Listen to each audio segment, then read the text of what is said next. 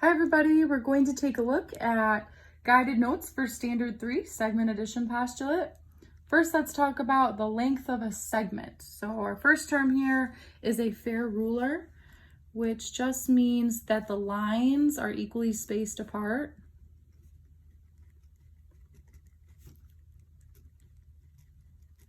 The lines are equally spaced apart.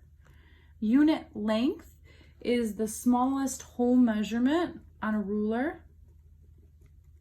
Smallest whole measurement on a ruler. And this could be something like centimeters or inches.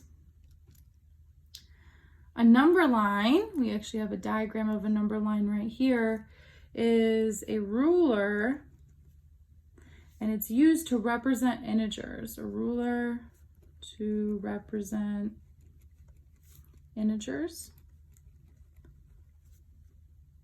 Hopefully from Algebra 1 you remember that integers involve negative numbers, 0, and positive numbers. If we want to go up to our diagram of a number line here, I'm going to start by putting a 0. So I have 0, 1, 2, 3, 4 going in the positive direction, and then 0, negative 1, negative 2, negative 3 going in the negative direction. You can see this is a fair ruler. Our integers are all equally spaced apart. Coordinate of a point is the location on the number line. The location on the number line, meaning I could put a point here. I could call that coordinate point A. I'll put one here, coordinate point B. And then the last thing we need to talk about is length. And for length, if I want to know the length between points A and B, I'm going to say use common sense. You have a number line, you have a pencil, put your pencil on point A and count the number of units between A and B. 1, 2, 3, 4, 5. Or you could think about, we're talking about the positive distance between points A and B. So we could say the absolute value of A minus B, or we could do absolute value of B minus A. Really, just use common sense. You're just counting the number of units. So again, 1, 2, 3, 4, 5. So I could say that the measure of segment AB, the length of this segment between points A and B, is 5 units. So I could say lowercase m, this is a notation piece, m for measure, segment AB, we learned this represents segment AB, equals 5 units.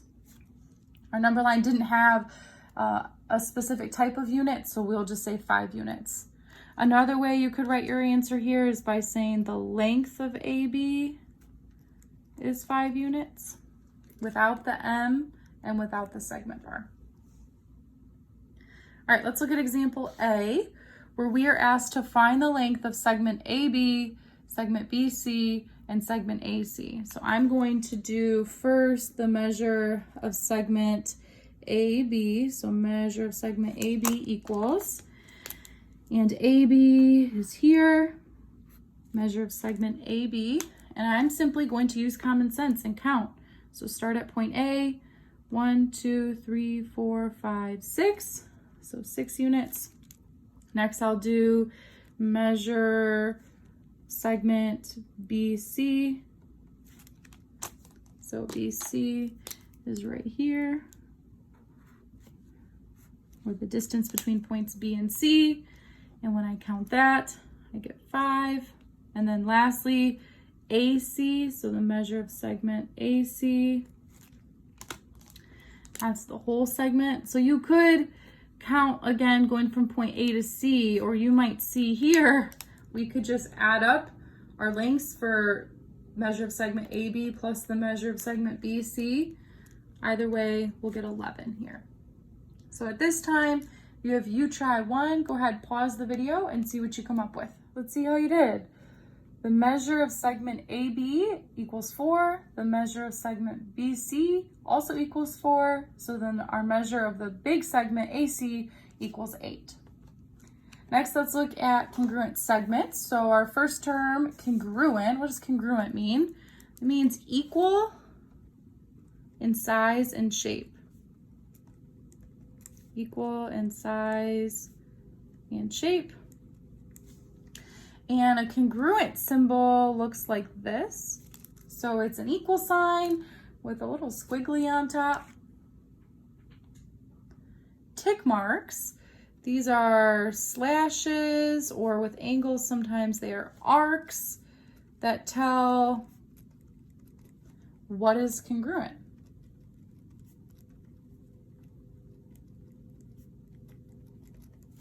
Tick marks are slashes or arcs that tell what is congruent.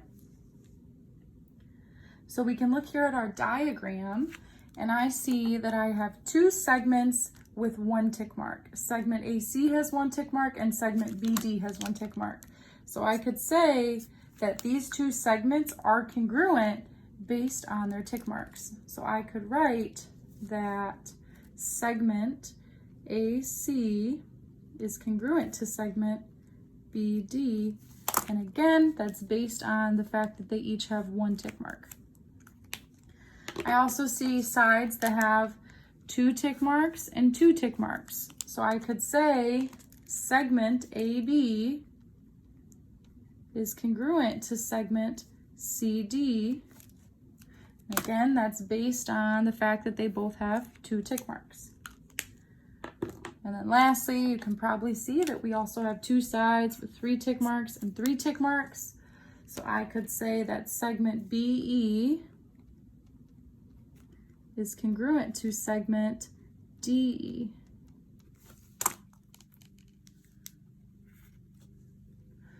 I want to remind you that with segments, like we learned in our last set of guided notes, the order in which you write the letters doesn't matter. So I could say segment BE is congruent to segment DE, or I could switch these letters and call it ED. The order of the two letters doesn't matter. You just need the two capital letters with the segment bar above it. Segment congruence postulate. This says that if two segments are congruent, then they must be equal.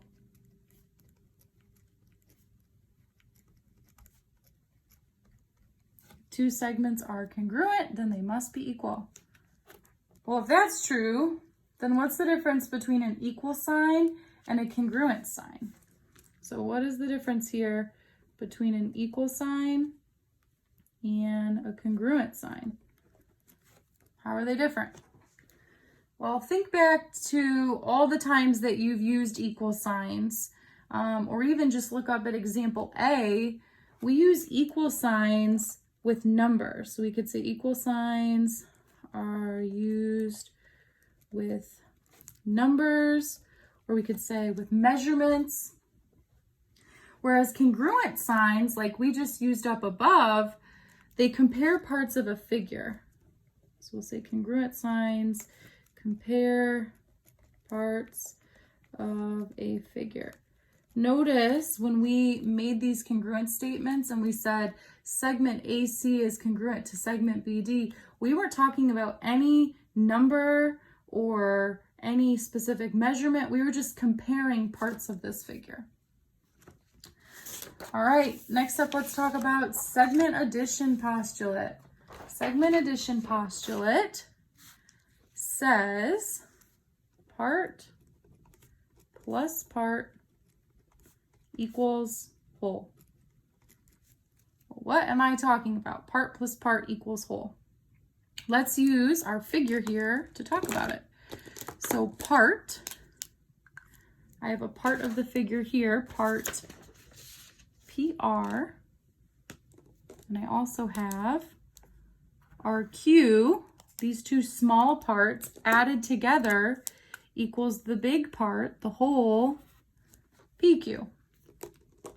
Or to write that out, we could say that the measure, again, lowercase m, the measure of PR, the measure of segment PR plus the measure of segment RQ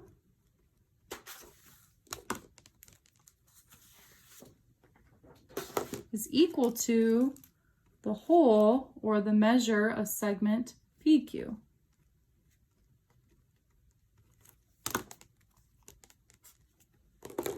Again, we're saying part plus part equals the whole. And this is helpful because you won't always be given every piece of information, so this will come in handy. All right, a few examples.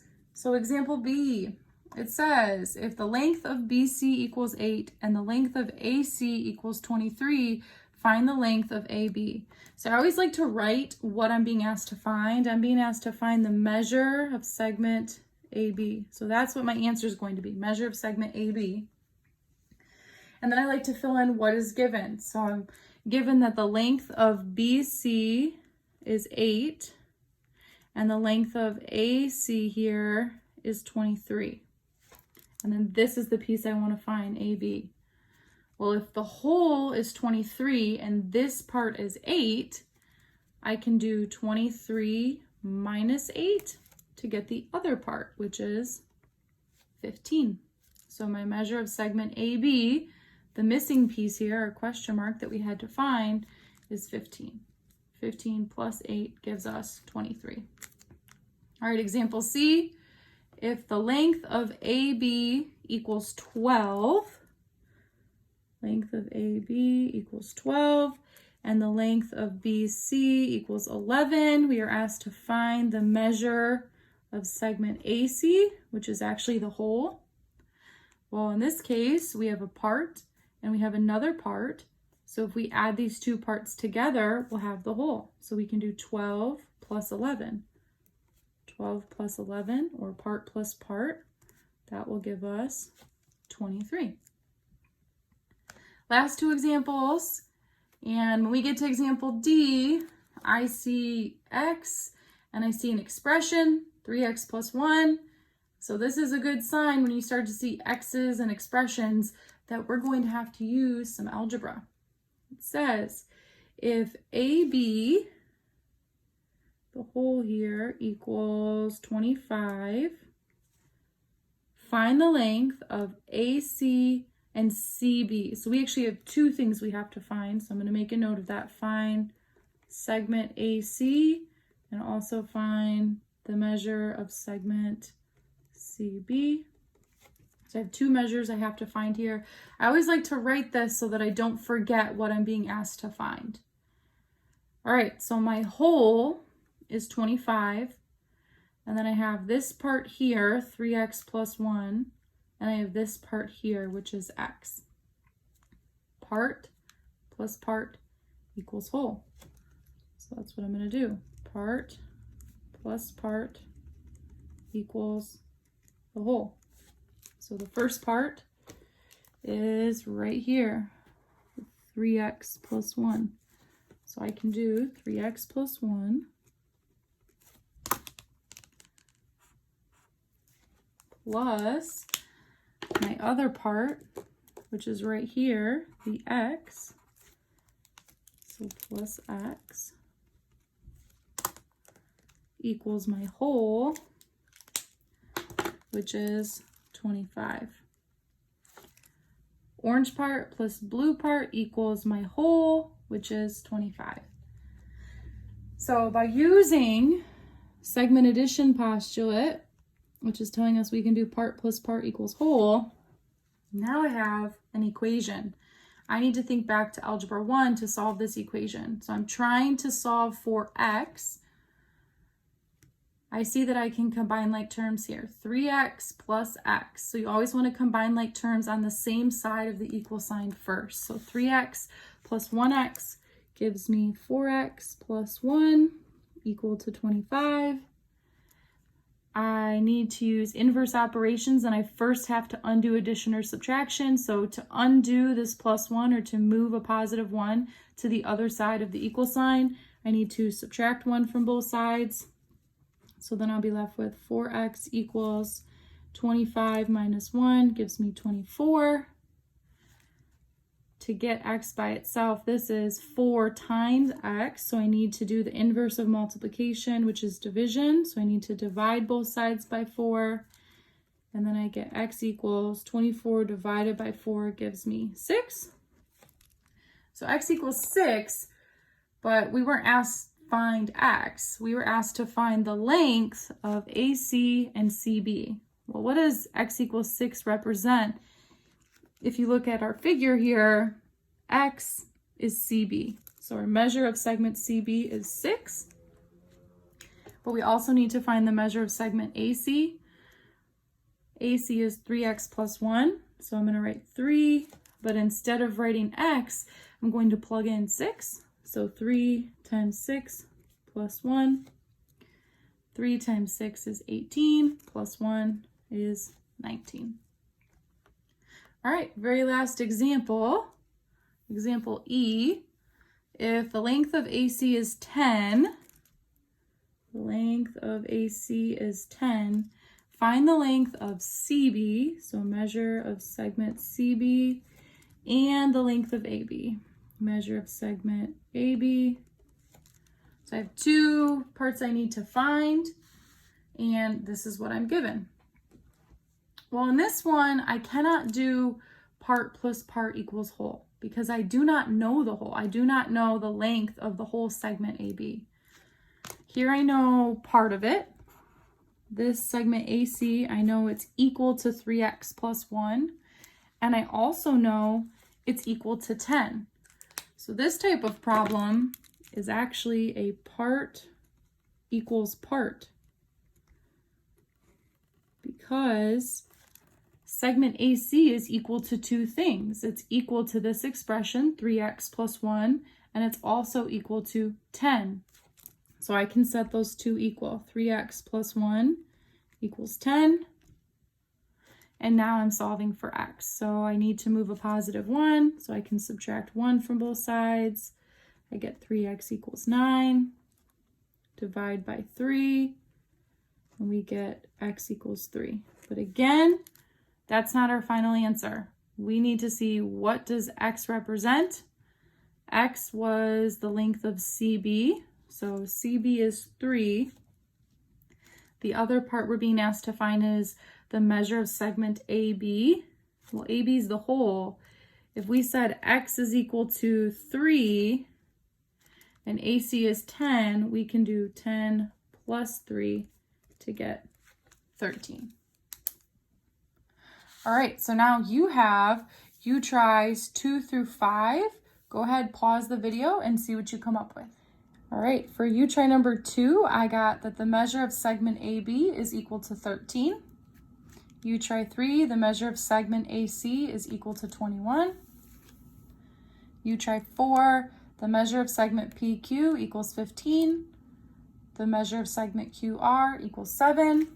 And then lastly, try 5, the measure of segment QR equals 12, and the measure of segment PR equals 37. So please make sure to let us know what questions you have, and thank you for watching.